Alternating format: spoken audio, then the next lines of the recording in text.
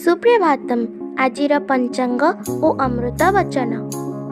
ଶୁଭ ସକାଳ। ଆଜି ଦିନର ପଞ୍ଚାଙ୍ଗ।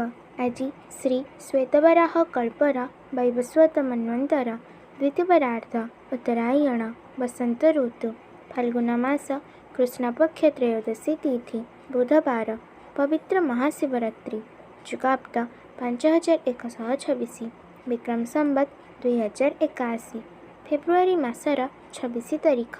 ଆଜି ଦିନଟି ସମସ୍ତଙ୍କ ପାଇଁ ମଙ୍ଗଳମୟ ହେଉ, ଈଶ୍ୱରଙ୍କ ନିକଟରେ ବିନମ୍ର ପ୍ରାର୍ଥନା।